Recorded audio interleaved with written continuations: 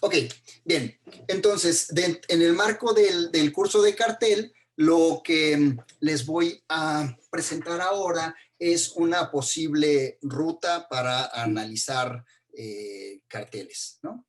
Entonces, analicemos un cartel, pero ¿cómo? ¿Cómo podemos hacer eso?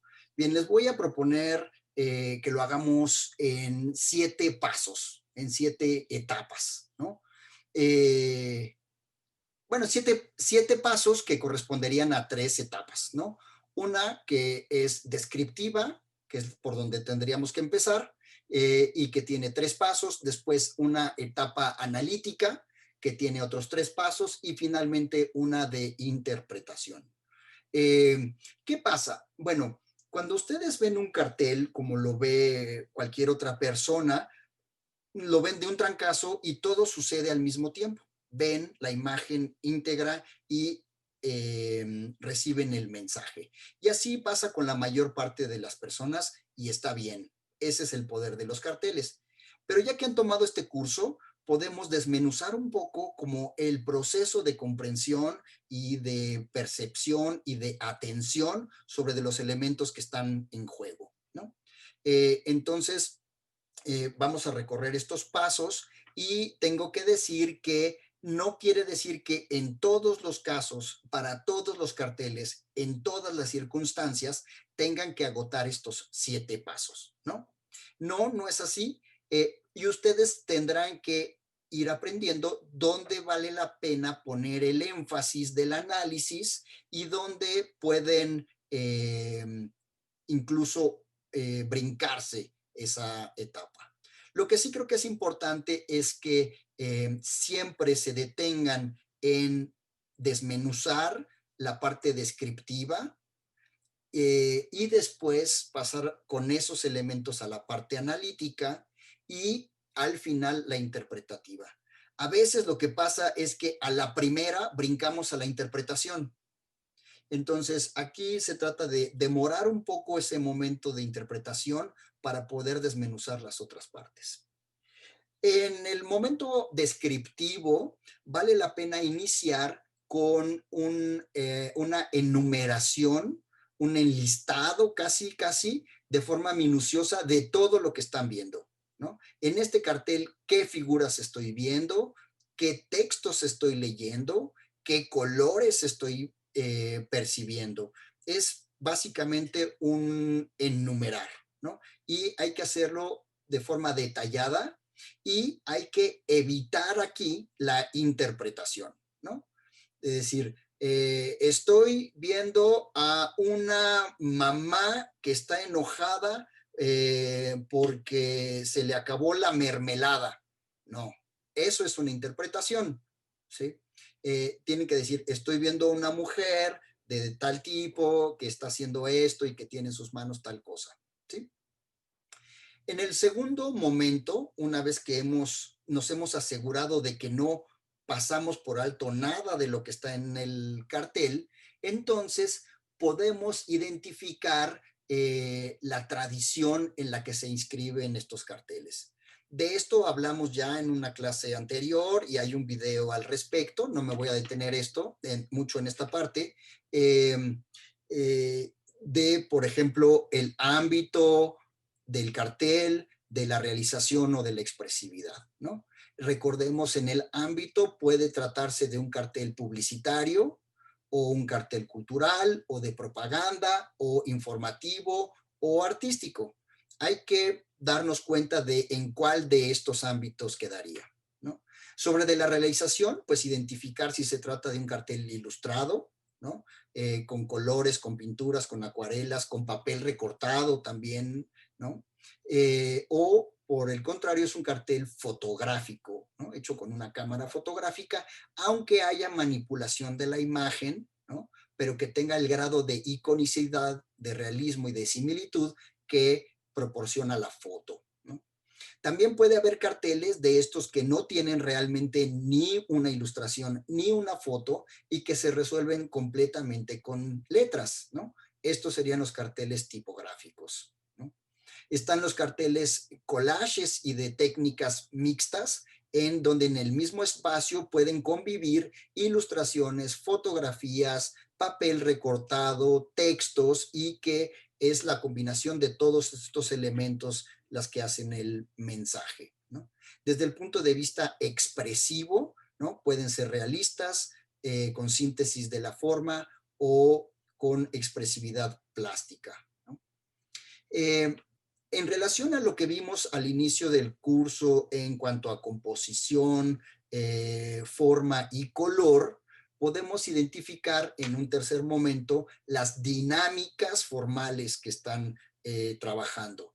Es decir, desde el punto de vista compositivo, ¿no? Se trata de un cartel simétrico o asimétrico, estático, dinámico, tiene ritmo en sus formas, es radial, tiene formas geométricas o orgánicas. ¿Cómo se relaciona el texto con la imagen? ¿De forma literal o de forma metafórica o de forma complementaria, ¿no? Desde el punto de vista de la legibilidad, qué tan sencillo, qué tan fácil o qué tan barroco y qué tan complejo resulta identificar los elementos, no solo los textos, no solo las letras, sino también las formas, ¿no?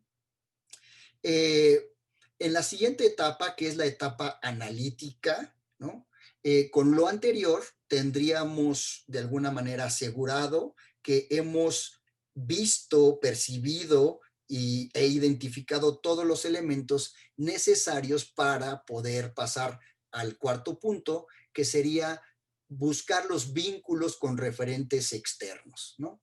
Los carteles forman parte de una cultura y de una cultura visual amplia, y las cosas tienen sentido para el público en la medida que las pueda relacionar con algo que conoce o que existe. Los referentes con los que puede vincular el cartel pueden ser de tipo cultural, político, histórico, religioso, de mitos y leyendas, de territorios y paisajes o artísticos. También podemos identificar los símbolos, ¿no? Esto que vimos justo en la clase pasada, ¿no? Identificar allí qué función comunicativa están teniendo los diferentes elementos, desde el punto de vista de los significantes y sus significados, la parte denotativa de las imágenes y la parte connotativa o las alegorías. De todo esto vamos a hablar un poco más detenidamente más adelante, ¿no? Reconocer las figuras retóricas, que es lo que acabamos de hacer justo hace un momento, y finalmente podríamos pasar a la etapa de la interpretación, ¿no? Conociendo cuál es el mensaje, ¿no? Por supuesto que desde antes de hacer el punto 1 es probable que hayamos entendido el mensaje, ¿no? Este es un mensaje para que la gente use el tapabocas, sí. Eso no va a cambiar después de haber recorrido los 6 puntos anteriores, pero gracias a haberlos recorrido vamos a tener elementos mucho más precisos para entender cómo es que se está construyendo ese mensaje, quién lo emite, a quién lo dirige, para qué, y finalmente evaluar si es un buen cartel, cumpliendo con su propósito comunicativo, ¿no? Sobre esto no me voy a detener porque está en otra clase, en otro material, en otro video, ¿no? Del ámbito temático, los carteles publicitarios, culturales, propagandísticos, artísticos o informativos, ¿no? Los carteles ilustrados, fotográficos, tipográficos, de collage o mixtos. La forma expresiva, recordemos tres grandes categorías: los realistas, los que ocupan síntesis de la forma o expresividad plástica, ¿no? Vamos a ver, para identificar las dinámicas formales que pueden ser compositivas, cromáticas, de las formas, de la relación entre el texto y la imagen y de la legibilidad, vamos a detenernos un poquitín. Digamos, me parece que incluso este cartel lo vimos en clase, ¿no? Este es un cartel muy famoso de Armin Hoffman, ¿no? Que es muy interesante si lo analizamos desde el punto de vista compositivo, ¿no? A la derecha podemos ver cómo estarían funcionando los ejes compositivos, ¿no? Este cartel en particular no es simétrico y en ese sentido es un cartel con una composición muy dinámica, pero muy bien estructurado, verticalmente en tercios, ¿no? Y horizontalmente también. Pueden ver que en el primer tercio está toda la tipografía y en los dos siguientes tercios la bailarina. Este es un cartel para una función de ballet, por lo tanto es movimiento, cuerpo en movimiento y pues conviene que el cartel sea igualmente dinámico, ¿no? Noten cómo a los ejes verticales y horizontales se les complementan dos direccionalidades muy fuertes, diagonales, que están indicadas con líneas punteadas, ¿no? Y que convergen justo en el lado izquierdo donde inicia la palabra Giselle, ¿no? Este es un ejemplo de cómo se puede identificar la dinámica compositiva de un cartel, ¿no? En cuanto a las dinámicas cromáticas, es importante entender cómo está funcionando el color. Vimos en clase cosas como tono, saturación, luminosidad, analogías, armonías, complementariedad, contraste, ¿no? Entonces, ver cómo está jugando un papel el color. Hay carteles en los que el color es especialmente importante, ¿no? A la izquierda tenemos el famosísimo cartel de Besos Robados el diseñador cubano René Ascui, ¿no? Y el rojo es el acento para enfatizar el mensaje de esta película. Al lado derecho tenemos tres carteles de Per Arnoldi, un diseñador cartelista muy interesante que tiende a utilizar siempre los mismos cuatro colores, blanco, negro, rojo, amarillo y azul, en esas mismas tonalidades. Y es, dentro de todo, muy versátil, ha hecho prácticamente toda su carrera como cartelista con esa misma paleta de colores. Sobre la dinámica de las formas, ¿no? Hemos visto también en clase lo que es contorno, figura, fondo, forma, contraforma, positivo, negativo, ¿no?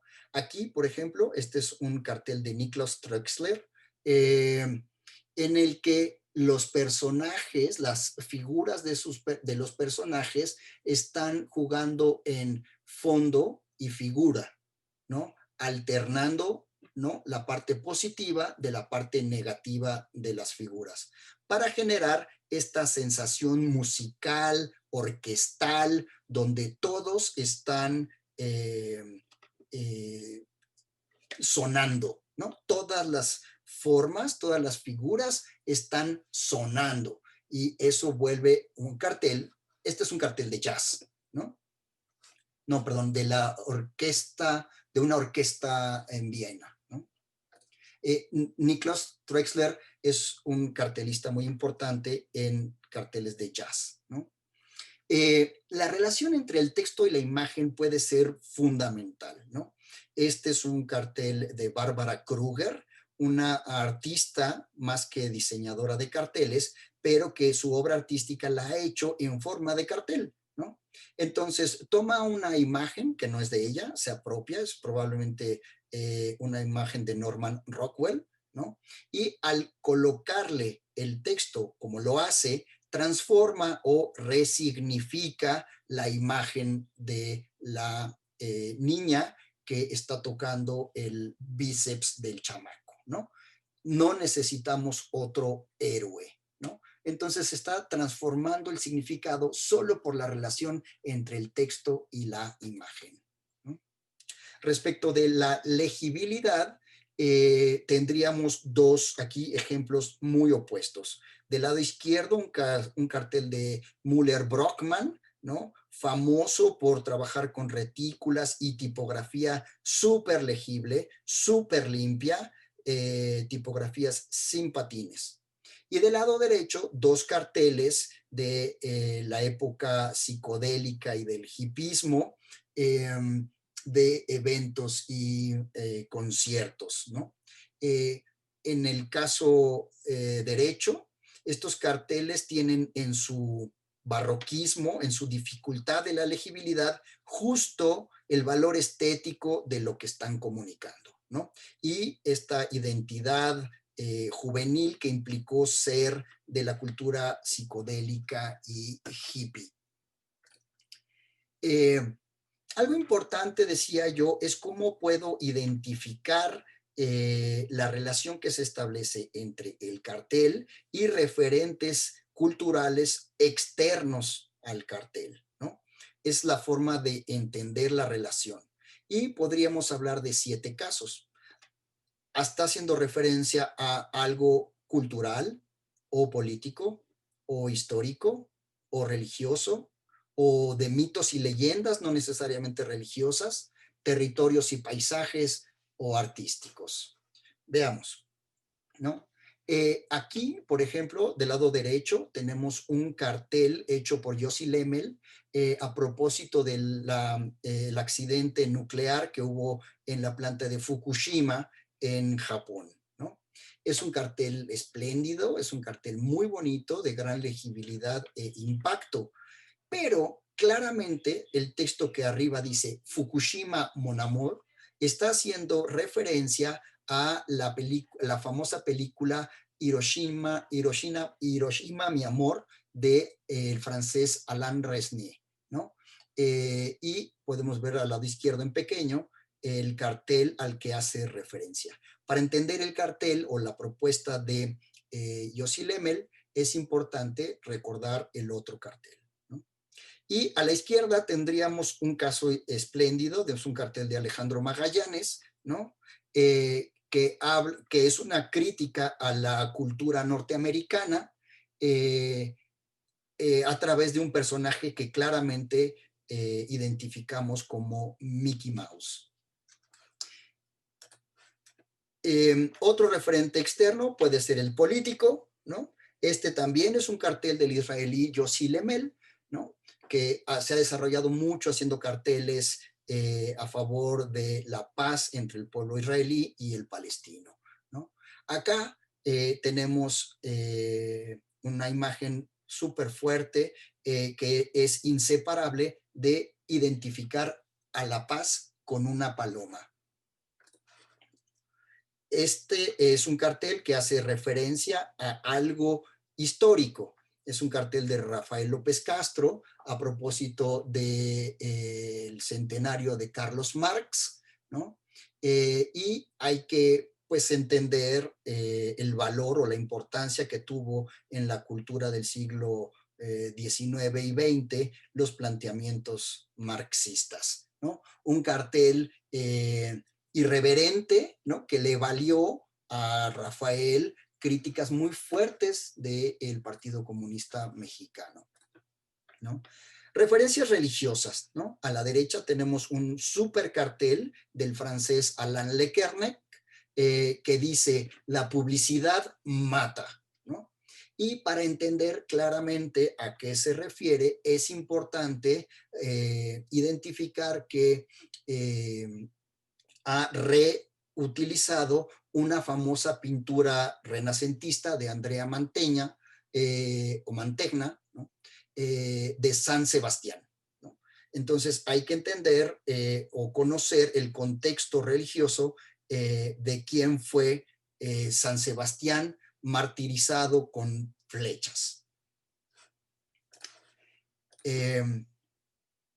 Este es otro caso muy interesante, mitos y leyendas, ¿no? A la derecha tenemos un cartel que hice yo para el 150 aniversario del nacimiento de Benito Juárez y estoy valiéndome pues de 2 mitologías nacionales importantes, la de Benito Juárez y la de la selección mexicana de fútbol. A la izquierda tenemos uno muy interesante, en realidad es una fotografía, no sé el autor de la fotografía, pero se convirtió en cartel en las manos de Mario Toscani como parte de la publicidad de Benetton, ¿no? Se trata de un hombre que está agonizando por VIH-Sida, ¿no? Pero para poder entender el valor comunicativo y el poder de este cartel, hay que reconocer el parecido con la agonía de Jesucristo. Entonces, reconocer vínculos con referentes externos que pueden ser de territorios y paisaje. Estos dos carteles, no conozco los autores, ¿no? No los he podido identificar, pero especialmente el de la derecha me parece muy lindo, ¿no? Tiene que ver con el hambre y la necesidad del continente africano, y entonces está utilizando la silueta geográfica del continente africano para convertirla en el rostro de una persona que llora, ¿no? El mensaje dice, la hambruna es real, vamos a ponerle fin. Del lado izquierdo, lo que tenemos claramente es la silueta de los Estados Unidos, la silueta geográfica de los Estados Unidos hecha a base de pistolas, ¿no? Claramente es un cartel que habla acerca del armamentismo norteamericano que tantas desgracias les ha acarreado. Bien, finalmente, en cuanto a los vínculos con referentes externos, tenemos este cartel de la derecha, espléndido, que no he podido identificar el autor, pero es el anuncio de un concierto de Frank Zappa, de la banda de Frank Zappa y las Mothers of Invention, ¿no? Que claramente, para todos ustedes será evidente, hace referencia a la Gioconda, la famosa pintura de Leonardo da Vinci. Lo anterior no quiere decir que si nosotros no somos capaces de establecer los contactos con los referentes externos, no entendamos el cartel.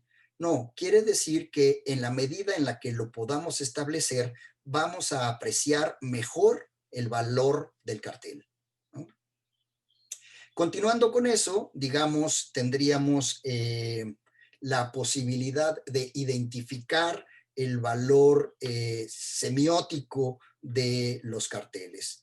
Creo puede ser principalmente en tres ámbitos: el de los significantes y sus significados, en el poder denotativo y connotativo de las imágenes, o en las alegorías. Vamos a ver. Respecto de los símbolos, sus significantes y sus significados, tendríamos a la derecha un espléndido cartel de José Manuel Morelos, ¿no? Un cartelista que vive y trabaja en Jalapa, en el que podemos ver esta silla de ruedas que en el respaldo tiene el escudo nacional.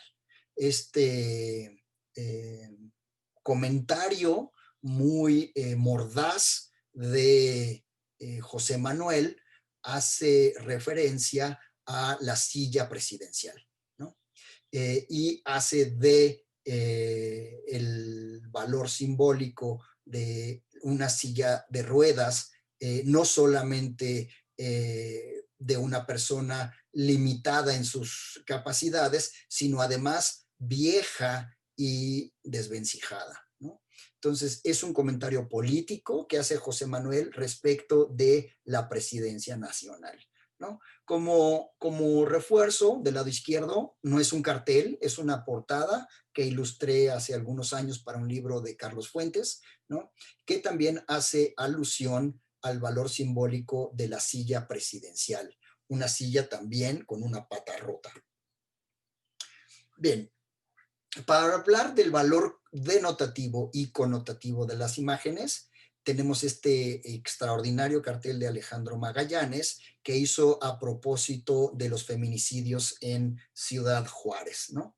Si vemos en un primer momento, reconocemos dentro de la dimensión denotativa la silueta de una mujer, pero también reconocemos los rasgos de una calavera, ¿no? Que relacionamos connotativamente con la muerte. Y en el lugar en el que estarían los ojos de esta calavera, vemos que se forman unas manos justo en el cuello de la mujer, ¿no? Y finalmente, a la altura de la cintura de la mujer está lo que podría ser la boca de esta calavera, de esta muerte, como una herida, ¿no? Entonces, aquí el juego entre lo que percibimos, vemos, reconocemos dentro de la dimensión denotativa, está lo que comprendemos o interpretamos en su valor connotativo, ¿no? Esta connotación solo puede tener lugar desde la cultura, desde los referentes culturales compartidos. Finalmente, en esta categoría podríamos hablar de las alegorías, ¿no? Así como las anteriores, se refiere al valor simbólico de las formas que están allí, ¿no? Donde las cosas no son necesariamente lo que parecen, ¿no? Del lado derecho tenemos un cartel de la Primera Guerra Mundial. Es un cartel para animar a los norteamericanos a que se enlisten en el ejército que combatiría en la Primera Guerra Mundial, ¿no? Y para ser más potente, lo que hace es representar a los enemigos alemanes y austríacos como animales embrutecidos, ¿no? Como una persona simiesca o un militar bestial, ¿no? Que tiene en sus brazos a una mujer desvalida, ¿no? Acá la mujer representa, pues, quizás la civilización, quizás a Europa, ¿no? Hace referencia quizás al rapto de Europa, de la mitología griega. Es decir, este cartel tiene un conjunto de elementos, cada uno de ellos con valor simbólico, que interactúan entre sí para formar toda una declaración eh, eh, con valor simbólico. Las alegorías son un conjunto de elementos de valor simbólico que entre sí colaboran para construir un mensaje, ¿no? Del lado derecho, perdón, del lado izquierdo en pequeñito, tenemos otra que también está funcionando como alegoría. También tiene que ver con un llamado al pueblo norteamericano para actuar en la guerra, ¿no? Y acá la nación norteamericana, que ellos insisten en confundir con América, el continente, es una mujer que está dormida, ¿no? Y que está vestida con los colores de la bandera norteamericana. También es una alegoría. Bien, en la siguiente etapa podríamos buscar reconocer algunas de las figuras retóricas, ¿no? Nosotros hablamos en clase de algunas de ellas, no de todas, pero quizás las más importantes en el diseño de carteles. Las metáforas, las sinécdoques, las hipérboles, las prosopopeyas y litotes. Vamos a ver de cada una.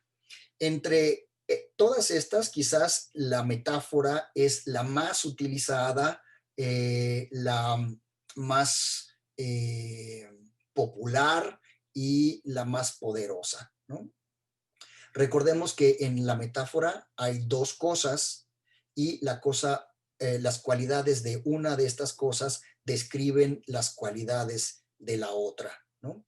Del lado derecho, en la imagen en realidad no es la de Michel Báthory, ahí hay un error mío, es una imagen mía, leer la mente, es un cartel, ¿no? Donde en el lugar en el que tendría que estar la cabeza, el cerebro, la mente de este personaje, en realidad lo que hay son libros, ¿no? Entonces, y libros que además vuelan como mariposas. Entonces, las cualidades de la mariposa, su ligereza, su volatilidad, eh, describen las cualidades de estos libros, y las cualidades de estos libros, su inteligencia, su relato, su memoria, describen las cualidades de la mente, ¿no? Entonces, aquí hay un comentario metafórico. Del lado izquierdo tenemos ejemplos bien padres. El de la izquierda, el de arriba a la izquierda, es un cartel muy famoso de Adolfo Mexiac. Es un grabado en madera de Adolfo, en el que en el lugar en el que tendría que estar la boca, lo que encontramos en este personaje es una cadena y un candado. Es una metáfora, las cualidades de aprisionamiento y tiranía de una cadena están describiendo la imposibilidad de expresión. Este es un cartel sobre la represión, ¿no? A la derecha, un cartel de Michal Báthory, un cartelista polaco que ha hecho su carrera en Francia, ¿no? En donde un lápiz labial es al mismo tiempo una bala, ¿no? Las cualidades del lápiz labial, en su delicadeza, en su feminidad, están describiendo las cualidades de la bala, ¿no? Abajo, a la izquierda, otro cartel de Michal Báthory. En este caso es un cartel que me parece lindísimo, donde hay tres niveles metafóricos. Uno, la boca, que al tiempo es una hoja. Las cualidades de la hoja y de la boca se funden, pero la posición de esos labios también hace referencia a la vulva de los genitales de una mujer. Es un significado complejo donde se enlaza una metáfora con otra y con otra.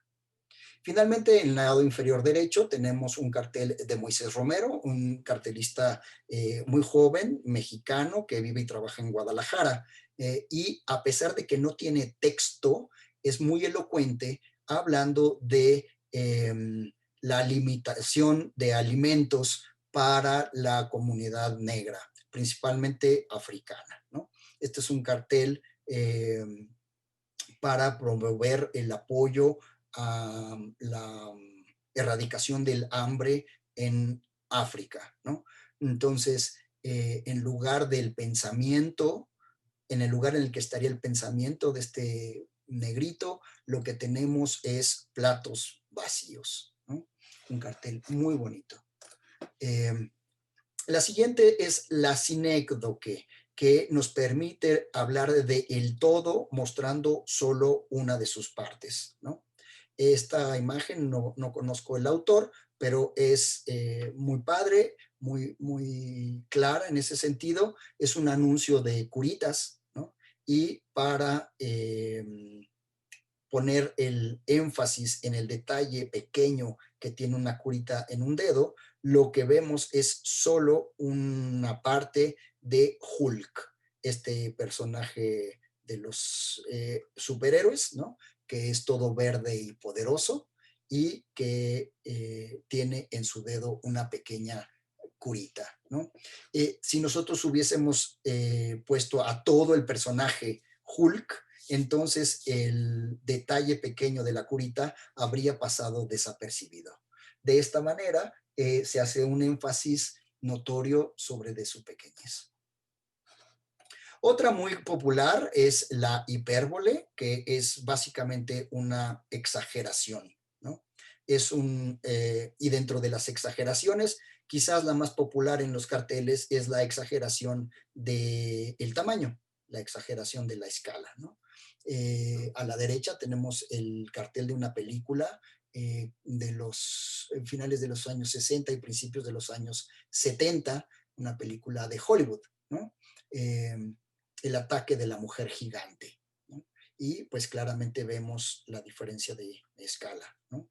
En pequeño, uno de mis carteles favoritos de la película Tiburón, que tiene muchos valores retóricos importantes, y en este caso la incluyo por la exageración del tamaño del super tiburón en relación de la nadadora. La prosopopeya, en la prosopopeya le asignamos cualidades humanizadas a cosas que no lo tienen, ¿no? Es un recurso que utilizó muchísimo Disney, por ejemplo, en sus películas. Ya comentamos el caso, por ejemplo, de La Bella y la Bestia, que tiene este personaje que es un candelero, otro que es una tetera o una tacita. Esos personajes cobran vida gracias a la prosopopeya. Y acá en el ejemplo tenemos otro cartel de Michel Bathory, en el que las tijeras adquieren las cualidades de una bailarina. Finalmente, una muy potente figura retórica, aunque no muy fácil de utilizar, es litote, ¿no? Litote pone el énfasis justo en lo que no está presente, ¿no? Entonces tenemos del lado derecho un cartel que es extraordinario de Alain Le Carnec, cartelista francés. Es un cartel en contra del abuso sexual hacia los niños, ¿no? Entonces, realmente el mensaje se construye a partir de la ausencia de lo que no estamos viendo. Abajo a la izquierda tenemos un cartel, es un anuncio de Coca-Cola, ¿no? Y en la construcción, de este ya habíamos hablado en clase, en la construcción del mensaje es muy importante el personaje que no está incluido en el cartel. Ese personaje que estaría fuera de cuadro, del lado izquierdo, y del que solamente vemos la mano que le ofrece el refresco a la chica. Y arriba es un cartel mío de hace bastantes años que habla acerca de las desapariciones forzadas en nuestro país, ¿no? Y que justamente lo intenta eliminando ciertas letras que han sido borradas. Bien, finalmente, después de que hemos hecho todo este desmenuzamiento de los carteles, podemos reintegrar con la interpretación, ¿no?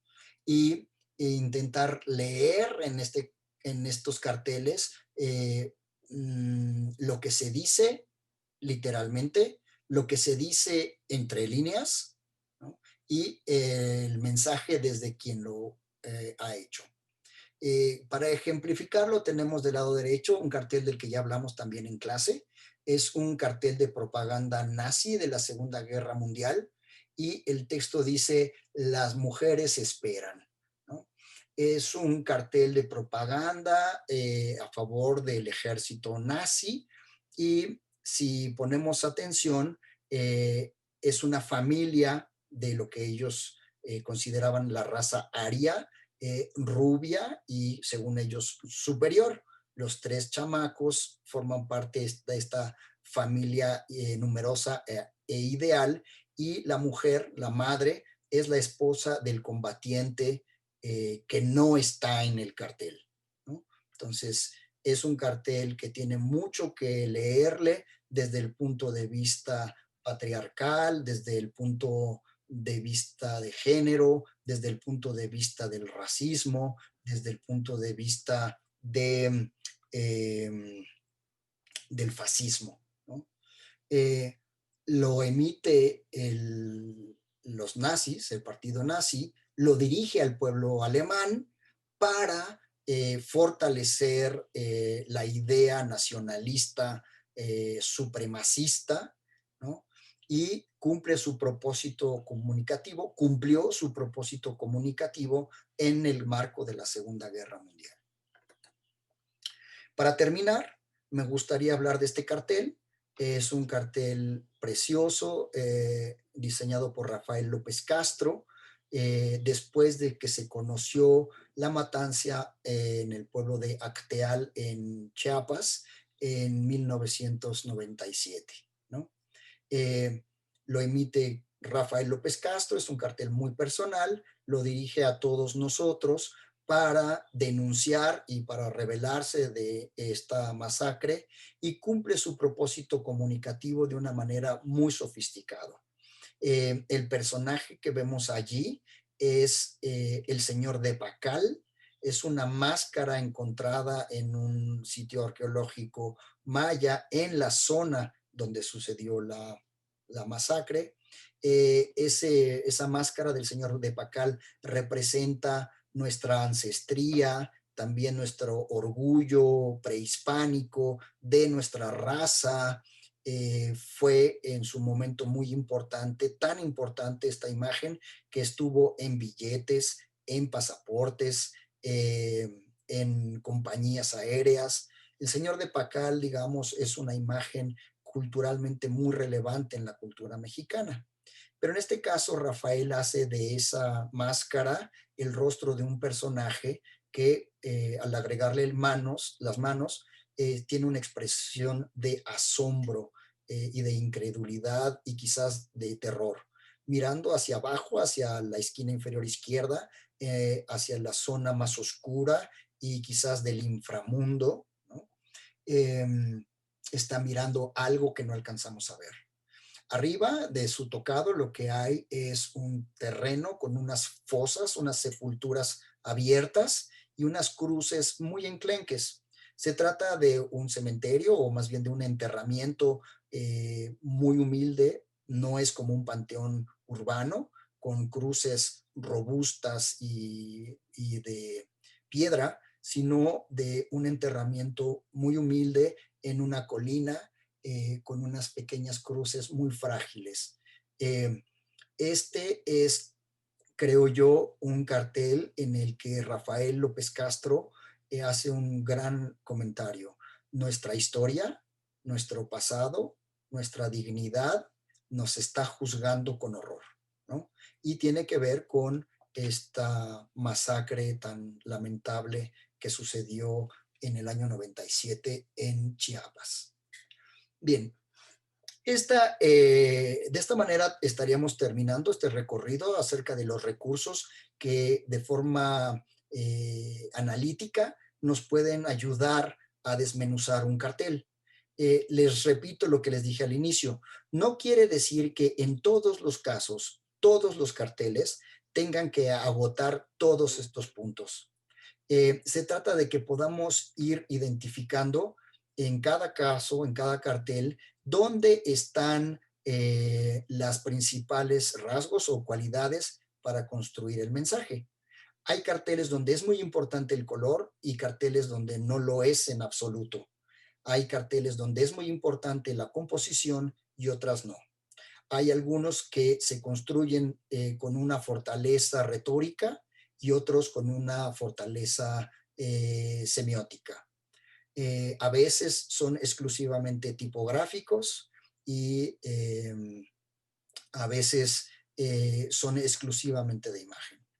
Entonces, ustedes poco a poco irán desarrollando la capacidad de identificar de qué tipo de cartel se trata y dónde vale la pena detenerse a analizar.